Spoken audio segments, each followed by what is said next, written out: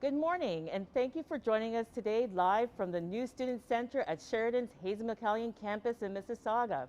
My name is Simone Birthright. I'm a Sheridan Student Recruitment Advisor and your host for Reach Ahead with Donovan Bailey. Before we get started, let's begin with our land acknowledgement. We acknowledge the land for sustaining us and for providing us with the necessities of life. This territory is covered by the Dish with One Spoon Treaty and the Two-Row Wampum Treaty, which emphasize the importance of joint stewardship, peace, and respectful relationships. As we reflect on the land, let us remember that we are all stewards of the land and of each other. We recognize the land on which we gather has been and still is the traditional territory of several indigenous nations, including the Anishinaabe, the Haudenosaunee Confederacy, the Wendat, the Métis, and the Mississaugas of the First Nation. Since time immemorial, numerous indigenous nations and indigenous peoples have lived and passed through this territory. Sheridan affirms it is our collective responsibility to honor the land as we honor and respect those who have gone before us, those who are here, and those who have yet to come. We are grateful for the opportunity to be learning, working, and thriving on this land. Thank you. So now, before we begin our discussion, please join me in welcoming our panelists and special guests, Mr. Aidan Wildfang, who is a first-year student in Sheridan's two-year business diploma, and Dr. Annalisa Longmore, who's the Dean of Sheridan's Pilon School of Business, and our special guest, Mr. Donovan Bailey. Donovan Bailey was born in Jamaica but moved to Oakville as a child and became a Canadian hero and track star of the 1996 Olympic Games in Atlanta. He won gold in the 100 meters in a world record time of 9.84 seconds, then helped Canada upset its rival from the United States to win the 4x100 relay. Weeks before the race, he tore a muscle and couldn't walk on it for 3 days. Mr. Bailey is one of the world's all-time greatest sprinting legends. He holds the distinction of being the first man in history to be a World Olympian, an Olympic champion, and world record holder at the same time, as well as the only person to be inducted into Canada's Sports Hall of Fame twice. I have to say, Mr. Bailey knows all about being a leader and champion through hard work, persistence, and resilience. He is also a former Sheridan student and a business owner, and we are thrilled to welcome him to campus today. Thank you to Donovan and to all our special panelists for joining us today. I'd like to mention to our audience that we will be accepting your questions for Mr. Bailey using the Q&A function. We'll try our very best to answer all of your questions within the 30-minute question period. Now let's begin with a question from our student panelist, Aidan Wildfang. So Mr. Bailey, as we heard in your introduction, you're a world-class champion athlete, a former Sheridan student, and you've done so many great things throughout your career. Thinking back on your journey, how did your early experience in athletics help shape your career in business? First of all, thanks for having me, and it's always an honor to come back home to Sheridan. It's amazing. My path to success has always been, my passion for something, and these are the things that I preach. I knew I wanted to be a champion sprinter, and my responsibility was to surround myself with a good coach, find someone that could teach me, and then the passion that I had, I had to put the work in, and so for that the exact same characteristics that has allowed me to be a successful athlete is the exact same that I use in life, that I teach people, and the very same tools that I use in business, and that is discipline, focus, passion, and you have to put the work in. Excellent. And so speaking of your journey and its respective challenges, as you know, over the past 2.5 years, there has been so much discussion in the media around the pandemic, the economic crisis, and the significant social justice movement. At Sheridan, we are preparing our students to be flexible, agile, and creative to meet the challenges of a changing world. So from this context, what advice would you give to a prospective student who might be unsure or undecided about attending a post-secondary institution during these challenging times? Well, the first question I would ask that student is really what is your goal? What would you like to do? What would you like to achieve? And when would you like to do that? I think the number one thing is that Sheridan is always been a place that a student can come and they can flourish. It's one of the, for me personally, I am biased, and I'm sure everyone here is. It's one of the places that is certainly a place that a student can come and flourish and learn and surround themselves with amazing people who are always going to help them and direct them to get to that path that they can be successful.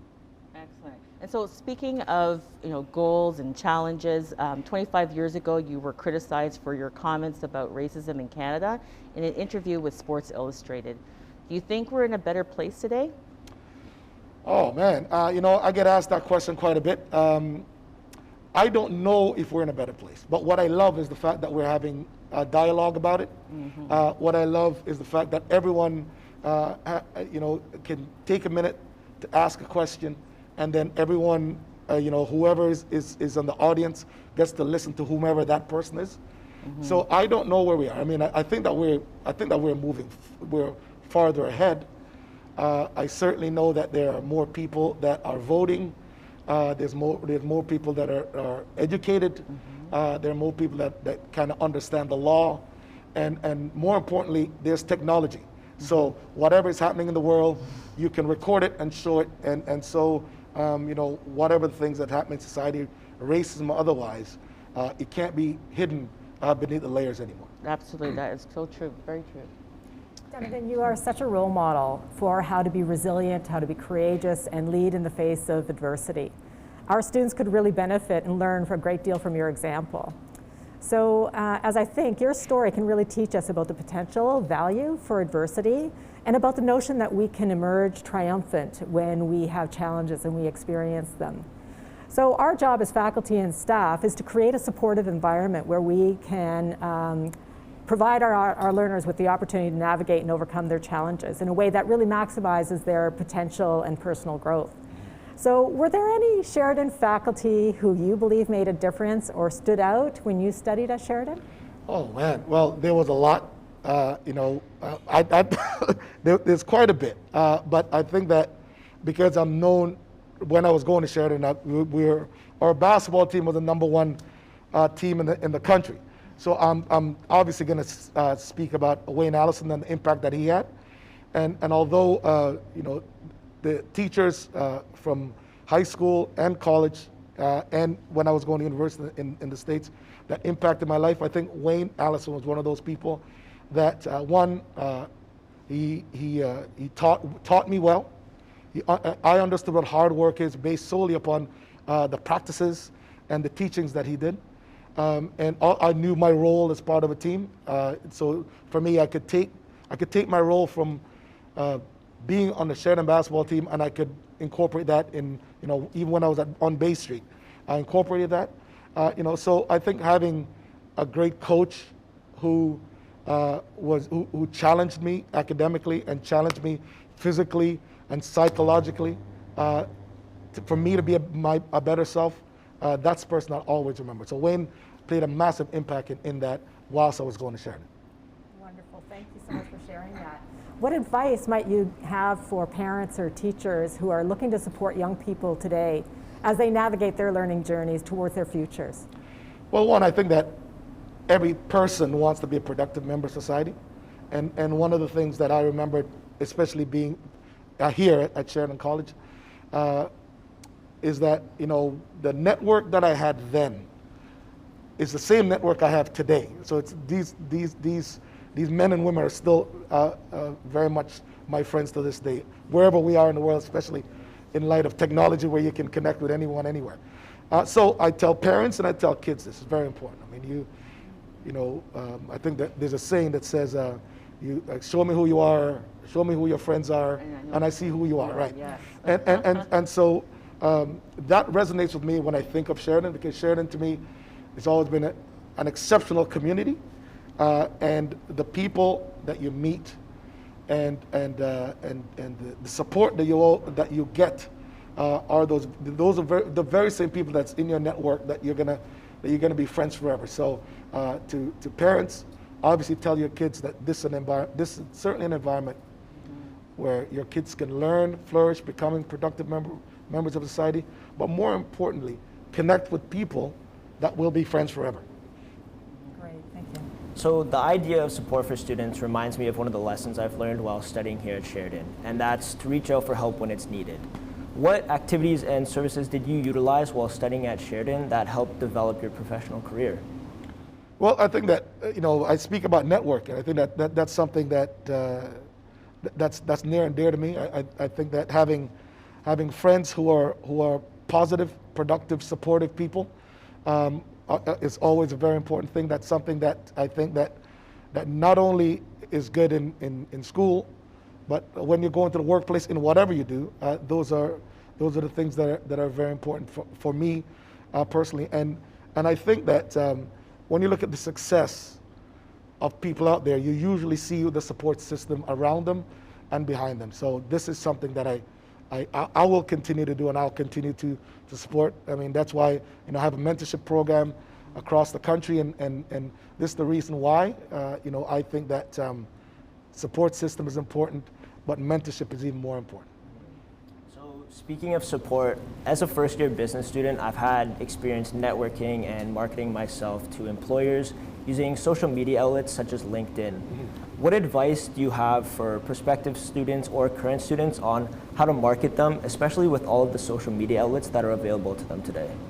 We're in a place in the world right now where the world is a tiny little place, and I'm saying there is no student out there that should not have a mentor, because I think the accessibility of someone who's successful is really just a click away.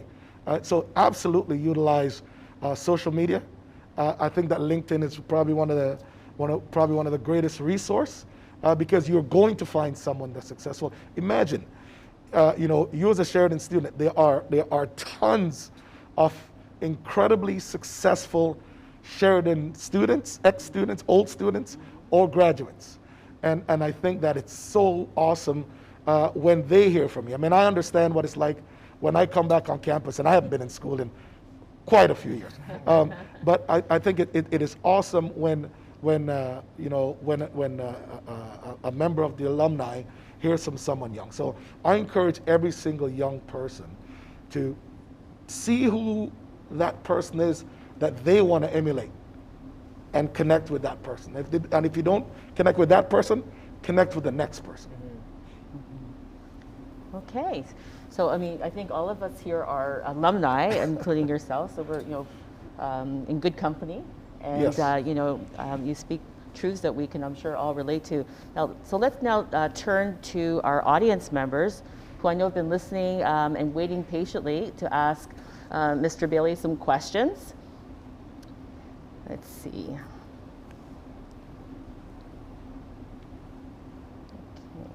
Oh. Wake up. Camera's on, wake up. Okay, so we have a question here. So this question is, how did you know that you wanted to be an Olympian? Who helped you to achieve this goal? Well, one, I did not know that I want to be an Olympic champion. I did not know that. But my parents have always instilled a work ethic within me, and whatever it is, my father used to always say, whatever you're going to do, just make sure you give it your all. And that's really what it was. I mean, I love basketball, but I'm only 6'2" at the time. The Raptors weren't around, and the NBA wasn't having 6'2" power forwards. Academically, I was also good, but there was nothing that really stimulated me at that time. And so as I was taught to be successful, so whatever it is I was going to do, I achieved a high level of success. But after being on Bay Street for after finishing school and real estate investment and jumping through the hoops of the things that I want to do as an entrepreneur, as a young entrepreneur, I realized that I was getting older and I wanted to pursue track and field, because two of my friends had come back from America, and they were going away. They were part of the national team, and I basically wanted to join them. And I also realized then I wasn't made for in the office. I was not an in the office person. Nothing wrong with it at all, but I was not. And so I reached out to a coach, Dan Paff, who happened to be one of the best coaches. Like I said about the very same thing I preach, which is reach out to someone. You know, my friend Hopeton Taylor and Andre Metivier were members of the national team, and so I reached out to a coach who was known to be a very good coach. And I didn't quite get there the first time I reached out to him, so he actually yelled at me a couple of times because I was not committed or passionate yet. And he said that when I've made those steps, I should call him again. When I did that, I called him. He invited me in, and I think 3 months later I was ranked in the world. So I was. Wow. So it was 3 months. Yeah, but I was. But I say that sometimes, but I try to explain to a couple of my friends I wasn't on the couch having beer. I was actually in great shape, and I was playing a lot of basketball. So. Well, I think, you know, the influence of that network, you know, having this gentleman who connected with you and wanted to mentor you, I think, you know, speaks to what you were saying earlier. Right. So our next question is, what is your advice to young people today who are thinking of starting their own business? It's the same characteristics that I just said. If you're trying to start your own business and you have no passion about it or towards it at all, it's probably going to fail, right? That's one. But you have to be passionate, and please, you have to put the work in. There's no chance that you're going to be successful if you're not thinking, breathing, and living whatever business you're going in every single hour of every single day. And to me, that to me are the characteristics or the foundation of any success. I mean, of anything successful. You know, if I'm having a conversation with, you know, the best CEOs in the world, guaranteed, if you listen to the dialogue, they'll talk about the trajectory from when they were in high school to when they got to the top, and most likely, it is very much the same way as training to become, you know, the fastest man in history, you know, or to becoming a lawyer or a doctor or, you know, CEO. I mean, I'm very certain it's the same way. Okay, and again, the mentoring and engagement with, you know, your network, right? Right. Well, and I think for sure. Yes. For me, it's always important to surround yourself with incredible people who are going to challenge you to be your better you. Excellent. So we have another question here from our audience. There's just lots of questions here. Are there any organizations that you can recommend who provide support to young entrepreneurs of color? Oh wow! Well, wow. Okay. There's two that comes to mind. I think that the Black Opportunity Fund is I think my friend Way Williams runs that out of Toronto. Black North Initiative is Wes Hall's, and I'm certain there's a lot more. They're probably smaller groups within the community. I grew up. You know, my parents started the Canadian Caribbean Association of Halton. Okay. So when I was a child, that was our community, you know, BIPOC community program that allowed people of color, it was actually just new immigrants, period. Right. Because people came from everywhere. Right. My parents too. Yeah. Yeah. So it was the two that I can certainly mention is the Black Opportunity Fund is someplace where they're focused on black businesses, and I think that the Black North Initiative is still continuing to do that. Right, which I know Sheridan is partners with the Black North Initiative. Yes, as well. I hope so. Yes. Yes, we absolutely are. So our next question is, so this is a student who says that my kinesiology class is researching sports psychology strategies. They would like to know how you prepared mentally for competition. So I get asked this question quite a bit because a lot of athletes now, or athletes at the highest level, usually employ a sports psychologist, and I did not. Okay. Right. So at times I explain this to the younger generation. I have a Jamaican father. That's my sports psychologist, and I have a Jamaican mother. That's my those are the two psychologists that live because second rate was not accepted, and you know, lack of focus was not accepted, and laziness was not accepted. You know, so there's always, so the people who started to challenge me were my parents. You know, I talk about, you know, people talk about who my mentors were when I was a child. Well, it's my mother and my father, because there was an expectation of academic success. I don't know, I think that, you know, maybe there's a misnomer that from the Caribbean it's all about sports or music or the arts or something. It's academics. I can say undoubtedly it is number one is academics, and I think that my mom and my dad were the people that that spent a lot of time letting me know that I was not going to play sports if I don't get an A. You know, I didn't have a curfew. I remember my dad and I having a conversation when I was about 15. He said, "Oh, if you get A's, you don't even have a curfew." Right? So I mean, so there was not only was there massive expectations from my parents, but I was rewarded when I'd work hard. That's lovely. I can actually relate to that story actually myself too. So I think that's probably more common in a lot of Caribbean households, in all households. But I think the sentiment is, you know, listen to your parents. They've got your back, and they, you know, they're, you know, looking out for your best interest. Absolutely. So we have another question here. The pandemic has affected all of us. What advice do you have for young people that are feeling down or discouraged? How do you define motivation again? Well, I think that you have to find balance in times like this. You know, a lot of people have been holed up inside the house. I'm a huge supporter of exercise. So whatever that looks like, go for a walk, go for a run, yoga, play basketball, go to the golf course. I think those are very, very important. And I think also you should pivot from things that you're doing before. If there are things that you're bored off right now, I really think that the idea of picking up a book, you know, listening to a motivational speech or tape or something on YouTube,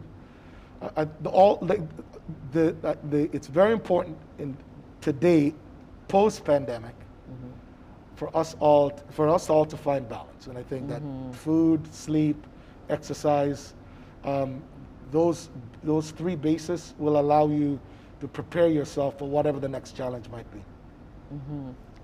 Thank you, thank you. So we have another question. I like this question. Is there any? So please keep bringing them on. Is there anything you wish you had done in the past that you would encourage the young people of today to do? Oh, okay. You know what? I tell people this all the time, and to live in the moment and enjoy the time that they have. I'm fortunate to have all of my good friends. I've lost a couple of friends, but I'm fortunate to have most of my good friends around me, and we had a good time. You know, we enjoyed each other's company. We also challenged each other to be better, to be better. But we also set huge goals for ourselves, and challenged each of us to set huge goals.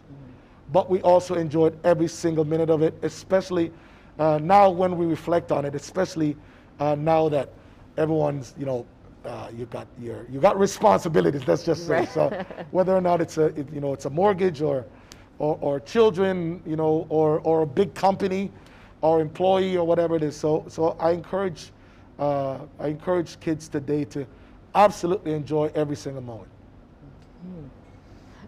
So is there anything you wish you had done in your past that you would encourage? Sorry, that's the same question. Okay, our next question is, plenty of people have mantras and sayings. You have said a few things in the interview from others. Do you have a personal saying or how you would like to manage yourself? Anything that you personally say to yourself that helps you build your confidence and motivate you? And you know, my commitment's always been, you know, basically go hard or go home. It's always been that, and so whether if I'm studying for an exam, or I'm playing basketball, or I'm on the golf course, or I'm playing poker with the guys. It's all the same thing. And so we respectfully challenge each other. But my mantra has always been, you know, give it my all. And it'll always be that way. If once I'm committed to something, then I'm 100% in. And I got the blinders on. And the goal really for me is ultimate success at the end of that journey. Right, right. My mother used to say to me, you know, anything you do it well, right? So that's for me, my personal mantra. Yes. And yours is really good too, because I think everybody should have something that Right. they say to themselves for motivation. So that's great. So this is interesting. So have you always been fast? And the short answer is yes. You know, I try to explain to people like track and field in Jamaica is very much like hockey. I mean, hockey is the most marketable sport, is the most marketed sport in Canada. It's not the most popular sport. Soccer is actually, funny enough. So in Jamaica, the most marketed sport there is probably cricket and football, which is soccer. But track and field is like number one for everyone. Just because every single, there's an event for every single athlete, which you know, I talk a lot about children and self-esteem. Every single child can find an event in the sport of track and field to do. Doesn't matter what you are, what you look like, where you come from, it doesn't really matter. We can find an event that you're gonna enjoy. You know, so I started competing when I was probably 5 years old, and I was one of the fast kids. We'll say I was one of the fast kids, and also in Jamaica, track and field, like real competition starts when you're like 8, 9, 10 years old. That early? Yeah. So it was just So it also is it's also known, and this was just finished 2 weeks ago actually, where the annual track and field championships of Jamaica on the island of Jamaica. That's right. Called Yes, Champs. yeah. Called Champs. Champs. Yep. Is the biggest high school track championships on the planet. And every single year that you go and you watch these, they're from 10 years old to 17, 18 years old. Every single year you go there and you will see someone who eventually in a year, 2, 3, 4, 5, you will see them at the Olympics, you know, on the podium. So whether or not they're representing, you know, myself representing Canada, Linford Christie, who won the Olympics before me, represented Great Britain, you know, and of course the great Usain Bolt stayed home. He was actually the first champion that stayed and represent the home island. But I've always been fast, and a big reason for that is that you know, it's, you know, I think that Jamaica has embraced track and field as our sport, kind of like Canada's like hockey is it, man. That's it. Hockey's number one. Right, and it does remind me, I did have a conversation recently with a family member, and her daughter was, you know, with the face paint. Yes. You know, for their school. For her school. Absolutely. So that, thank you for reminding me, yes. So being an Olympian and on the world stage, how did you use your positive stress? How did you use positive stress to your advantage to win? How did I use positive stress? Positive stress. Okay. Well, to your advantage. Well, one, I'm an Olympic champion. Yes, an you Olympian are. are supporters of us. No, you know what? I always knew that when I got on the world stage, especially in track and field, that I'd put the work in practice. So if there's a false start, there's bad weather, jet lag, whatever it was, I'll put the work in. And so when I got there, it was always for me, I was always relaxed when I was there. I mean, a lot of times I've been accused of having ice water in my veins. Well, no, I'll just put the work in. That's all. So I look cool because I was very confident that I put the work in. So whatever situation occurred, you know, whether it's a false start or anything, I was ready. I was always ready. I was always ready. So for me, I always appeared that way because I knew I put the work. So preparation. Always Preparation's preparation. key. Yeah, absolutely. Okay. Let's see here. What advice would you give us used to do? Okay. So, okay. Our next question is: do you believe connecting feelings with your goals have made you successful? Do I believe? Do you believe connecting feelings with your goals have made me successful? Yes. Yeah, for sure. I mean, I think that it's, I think that part of being successful is to actually have an emotional connection to it. Right. You were saying that earlier. Yeah, that if you're not into it, then which is why Right. one of the characteristics that I always ask athletes or whomever I'm talking to is how passionate are you about something. You know, I actually hated practice, but I love competition, and I really love goals. Okay. Okay, so if I had a goal, then I know that whatever it is at the end of it, I can almost remove myself from it, and then meticulously think about every single day the work I'm going to put in to get to that day. I mean, that's what did in track and field. Motivates you. Yes, Yeah, it's I the mean, goal what I setting. did, every single season in track and field, we started training on October 15th every year, but the Olympic finals might be August. So there's a date in August or in July, whatever, and then then that date's just there, and essentially you put that in the back of your mind, and it's there. You know it's there, but then now it's The work. October 15th, and what are you going to do today? And like a race car, one of the things that we did was basically meticulously took pieces of our body apart. I know it sounds kind of crazy, and built it like a race car. So every single day you worked on strengthening your weaknesses and worked on maintaining the strengths of your strengths. Wow, that's a great analogy, actually. I never thought of it that way, but that's really interesting. So, where do you keep your gold medal? It's a safety deposit box usually. I don't like to pull it out. I think that it's,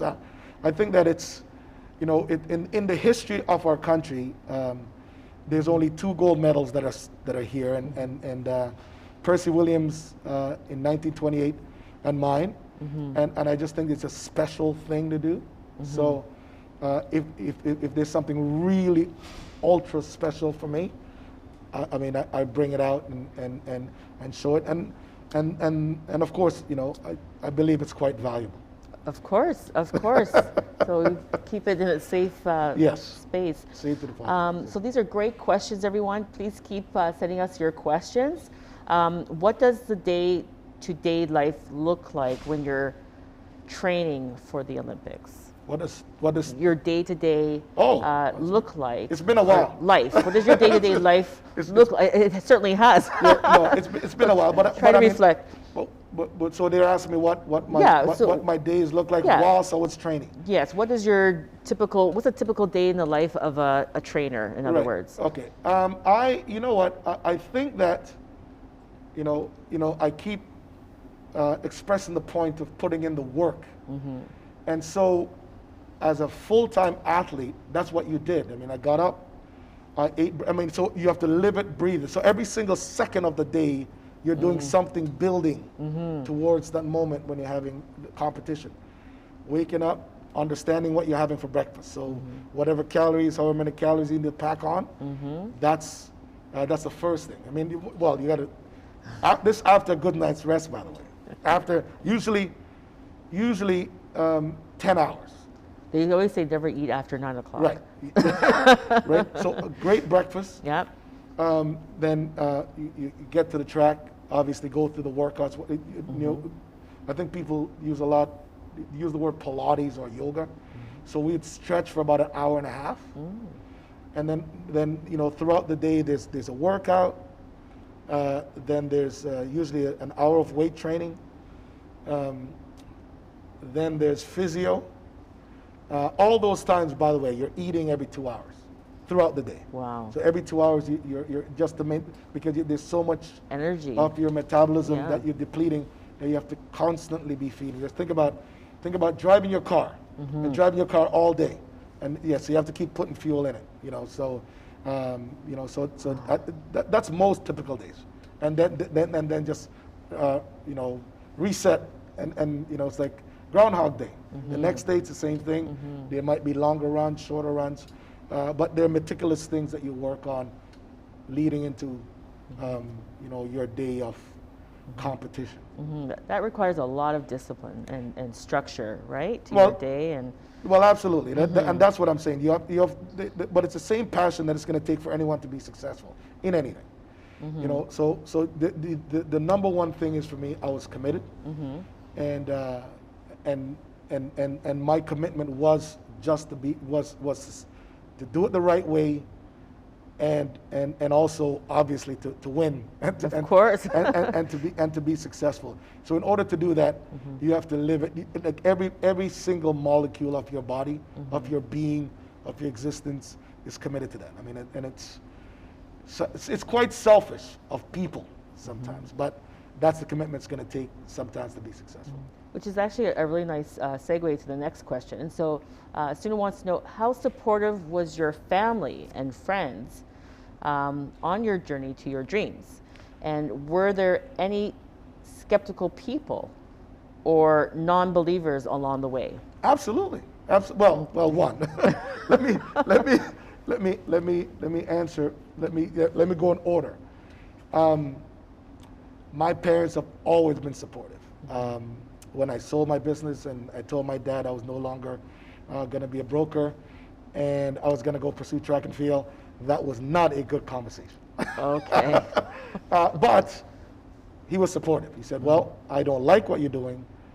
I don't know how you're going to be successful at that, because you're very successful at this. So I don't know why you're going to go there. But either way, he was very supportive of me. My support system's always been fantastic. Mom supported me, dad supported me, although they cuss me out, because that's what your parents your parents are always supposed to criticize you and hug you all at the same time. That's what they do. That's what parents do. Parents were always supportive. My friends were always supportive. Obviously I met my coach and training partners were always supportive. But yes, all along the way, there's always going to be someone that's going to doubt you. And I think that, one of the things I always say is that the greatest way to silence those naysayers is for you to be successful. Right. And if you put the work in and you got the great support system and you're passionate, those haters are going to come around at some point, and they're going to come and start cheering for you, and and turn the naysayers, turn them into your biggest supporter. Right, and the believers, turn them into believers. Awesome. So this student says, I'm a student looking into kinesiology and had questions about meal planning. What did you do when you were training? Any tips? Oh, wow. So I probably have one of the, I had an incredible, nutritionist / chiropractor / acupuncturist / massage therapist. I'm probably the best soft tissue specialist in the world. I'm sorry, what the best? Soft tissue specialist. Soft tissue specialist, Yeah. okay. Dr. Mark Lindsay, we're still very good friends to this day, and Mark has gone on since me to be, to treat, the likes of Tiger Woods and A-Rod and basically the top athletes on the planet.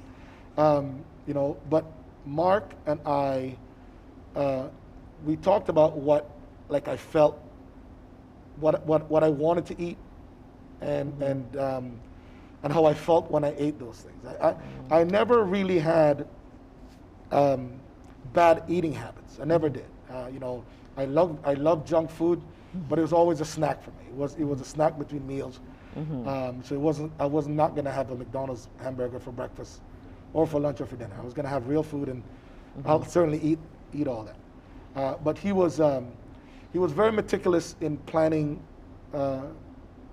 fuel for me. I mean, whether it's whole wheat, brown rice, pasta. Of course, Jamaica, there's lots of yams and potatoes, chicken, meat protein. But Mark was very meticulous in what I ate, because part of fueling my body was to make sure that I could eat, and then I could go on the track and do and go 45 kilometers an hour down the track without getting sick. Right. All right. So Mark was, from a meal plan perspective, obviously you got to know what your goals are, understand what you like, how it's prepared, and then figure out how you're gonna do that throughout the day, that you're gonna maximize your capacity to perform in, I guess, being a kinesiologist. Right, and we do have at Sheridan here an honors bachelor of kinesiology Yes, and health one of the promotion. best. One of the best I know that. programs, yeah. One of the best. The best. So the best. So okay, so keep coming with your questions, students. This is great. So we have someone here who says, what was the last piece of advice your coach gave you before you competed? You know what? My coach, Dan Paff, he is not a big rah-rah. Like, sometimes you watch sports, you watch athletes and their coaches or a team and their coach, and they go and they go, it's one of those guys. He was never that guy. Okay? We always spoke. So Dan and I had this incredible intellectual connection between an athlete and a coach. Like, he and I'd be walking, he said, how are things, how do you feel? And, then he'll say something like, well, you've done all the work, let's see if you're a man. Like something, like he'll say, like we'll be saying something really, really nice, and they say, well, missed the day of practice, let's see if you can impress me or something. So and funny enough, my father and I had that same relationship where it's a nice hug and kumbaya, but then right at the end you go, like it doesn't, right. So my coach was the thing that Dan constantly said to me, especially when we got to the games. He'll say, "Look, I can't do it for you, but you put the work in, so go do it, go get it done." Very good, very encouraging words, right? Yeah. Okay. So we have a question here. What are your thoughts on performance-enhancing drugs being used in pro sports? Well, fortunately, 10 years before, the generation before me included Ben Johnson, where I think that you can Google it, you can read the story. So I've always had a disdain for cheating. I've always had a disdain for someone taking a shortcut to get there, which is the same reason why I preach passion and then I preach hard work. So I don't think there's a place in sport for cheating. These are, people are dying, heart attacks and whatever. And ultimately, I've proven that you can become the greatest in the history of the world by doing it the right way. So these are things. So these are the teachings that I do to children by saying, hey, listen, it might take you it'll take you a little longer to get there, but you'll get there. You'll be satisfied. You'll be happy. No one's looking over your back. No investigations coming. You're not going to get caught for anything because you did not cheat. So ultimately, for you to sleep with yourself at night for the rest of your life, just do it the right way. Just do it the right way. So did you ever doubt yourself? And if so, how did you overcome it? I never doubted myself because I didn't know, because I think that,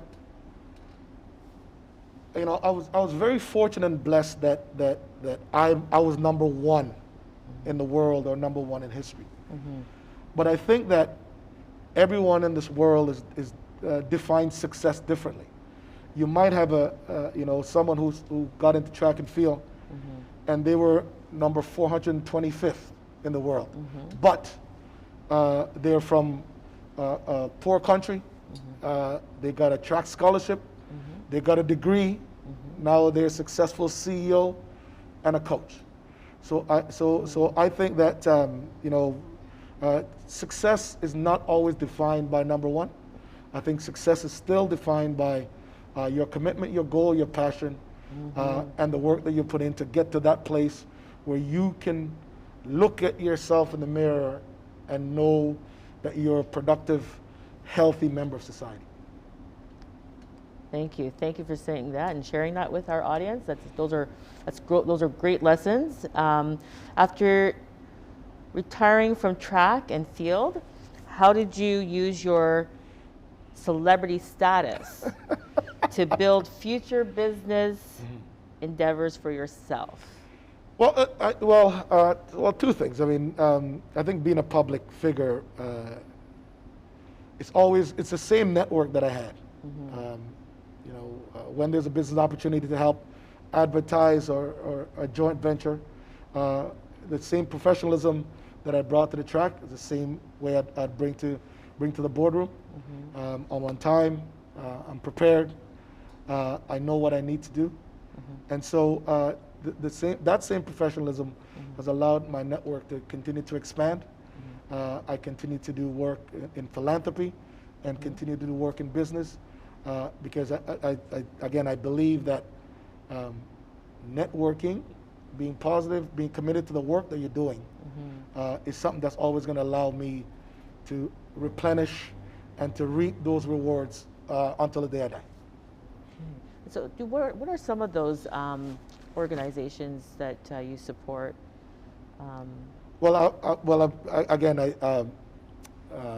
Canadian Cancer Society, Alzheimer's. Okay. I'm board member of several companies. I continue to pass the baton is my baby. It's essentially a mentorship program that we started with my joint venture with the Oakville Chamber of Commerce. And for me, it's probably one of the easiest business model that we can certainly come up with. I think that every kid in Canada needs, not just in Canada, but I think every kid needs mentorship. And everyone can always get help from someone who knows more. So I always challenge every single adult successful Canadian to utilize their wisdom, their education, and their knowledge, and just pass it back on to a younger person who could just use that information. And I mean, these are the people that are going to be our future leaders when we get older. So absolutely, I just want to make sure that there's always that positive pathway for them to get to that place that we can continue to cheer them on. And, so information is key, and so just having this interview with you is going to be helpful to a lot of students. I hope so. And I'm sure after today's interview, we can make sure that some of the students get some of the information that you're referring to, that they can too, have access to and utilize for themselves. Absolutely. So our next question is, failure is a normal part of the learning process. How were you able to pick yourself up and continue on with confidence? So I don't. So there's another, and there's another thing about me. I mean, these are we have these little nuggets about me today. I don't even understand or even like to use the word failure. I just don't think that it's. I really don't think it should be part of the vocabulary, because ultimately everyone has a journey to success. And as I said a few minutes ago, winning doesn't always mean you're number one. It just means that you're successful and you're happy with what you've gotten. And so I don't think that failure should be a word that's even used. I think that learning is even better. Ultimately, so for me, it's always win or you learn. That's ultimately what it is for me. Winning doesn't always mean number one, right? And obviously, if you're not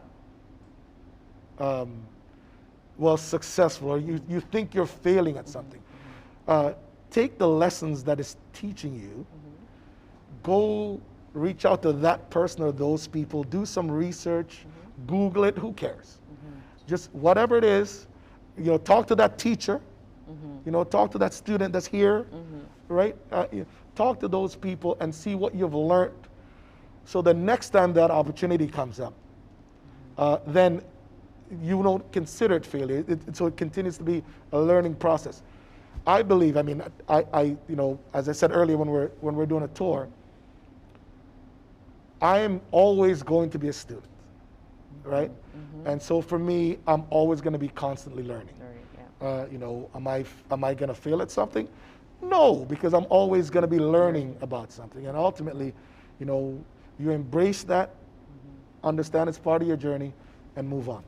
Now, is that part of, are you writing a book? I think I read somewhere that you're... I'm writing a book I signed with Random House, and there's going to be a book later on this year, I think. Okay, so we'll have to look for that. Absolutely, yes. Excellent. So continue sending your questions, students. These are great questions. We see here, how is it for balancing school with extracurricular activities? Are there any tips you could recommend? Were there any resources you used? So balancing school with extracurricular activities. Well, I mean, I think the extracurricular activity, you have to define what that is. I was playing varsity basketball. And so I found time to get my work done. Because I had to challenge myself, and clearly, even although I was, a teenager and wasn't living at home, I was still, I heard my father's voice and my mother's voice in the back of my mind, everything. You know that. No matter where you are in the world, you know that. Yes. And so, for me, you got to prioritize. Number one, education goes a long way, and that's forever. And so extracurricular activities, whether or not it's varsity sports or intramural sports, you're actually doing that for exercise and balance. So somehow what you do is get the work in. I mean, put the work in academically, and then certainly make time then to go to the gym, whatever that time is, whether it's 7 o'clock in the morning or in the evening. Make time, or if you're going to go play sports with your friends, make time to just balance that. But you have to prioritize it. And for me, a student athlete, you got to be a student first. That's why it's a student athlete. Okay. So we have a comment here. So students at St. Aloysius Gonzaga Secondary School would like to hear more about your sports journey growing up. You mentioned you started competing at 5 years old. Please tell us more about the sport you were involved in. Were you influenced by anyone, and did you have any role models at a young age? Thank you. Oh, that's pretty specific. So yeah, at 5 years old, I was playing soccer, and I was running, and I was a sprinter. Right. But I was just, I mean, it's not real serious. I mean, at 5 years old, you're kicking the ball. You're not playing soccer. You're kicking the ball, and then of course on sports day, you're racing. That's really what it is. It's that, so obviously, as I got older, I got a little bit more serious. Then I had to do the student athlete thing. Basketball became my favorite. It's still my passion today. Basketball became my favorite sport. So it still was never in track and field. It still isn't. Fortunately and unfortunately, yes, that's what I'm known for. But it's second to basketball. But for me, it was always important. It was always important for me to put the work in as a kid. I was always a passionate kid. So I started with basketball.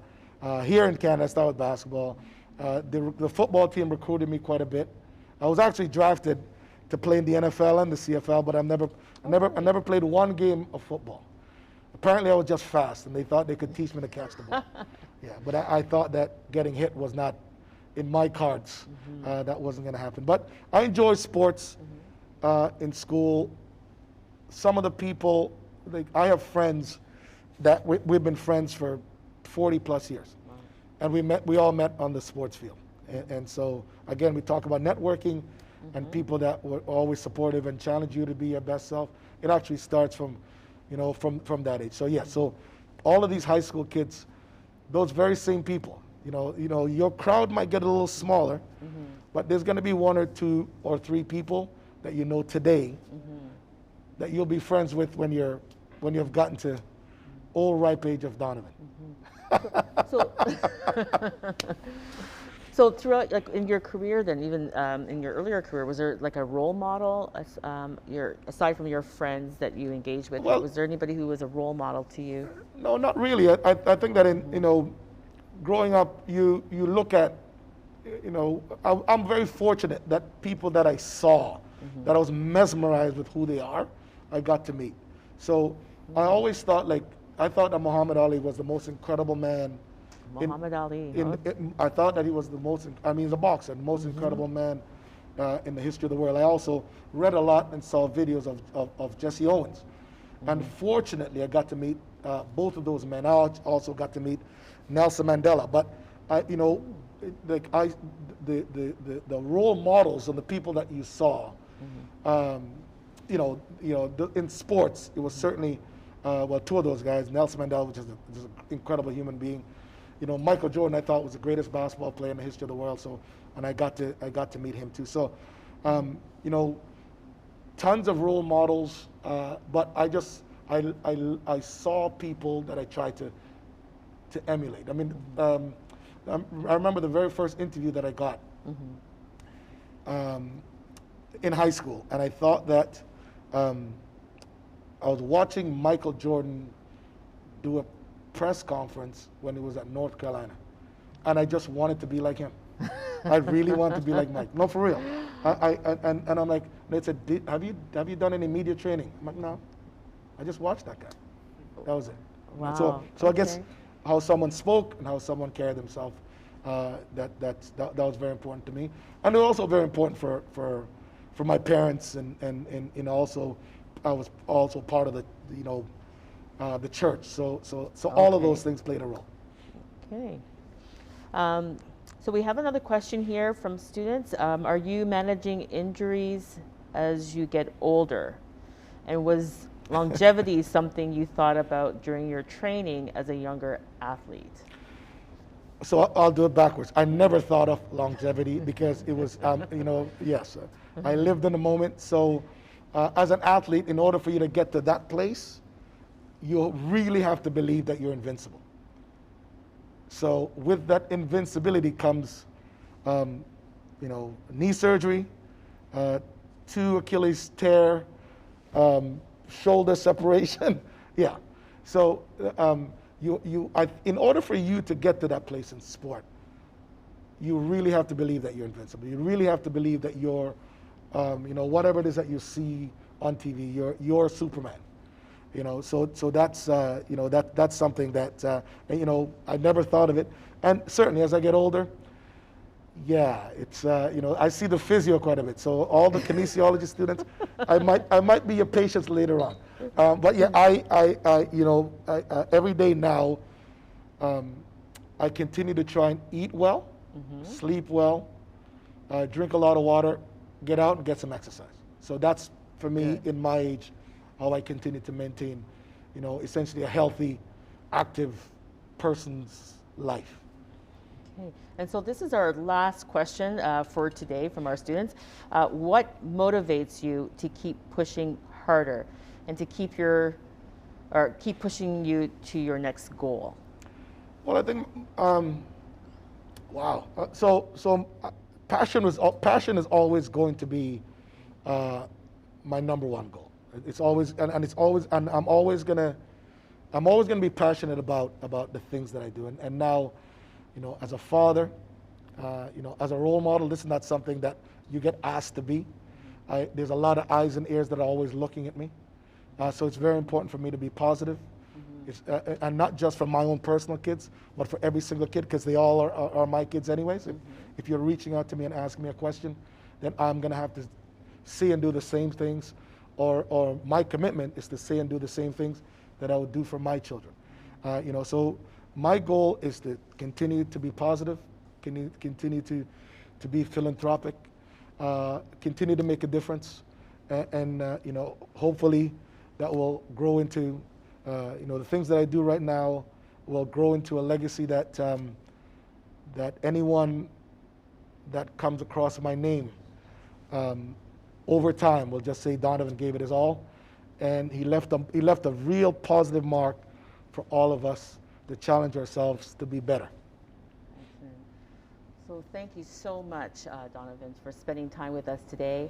I'm sure our audience really appreciates you sharing your student experience and the transformative learning that has been part of your success and professional career. And on behalf of our audience and Sheridan, thank you so much for being with us today. And I'm sure we'll see you again soon. You absolutely will. This is home for me, and I encourage anyone that's looking on that this is probably one of the greatest places for you to come and flourish and learn and become someone special. Thank you.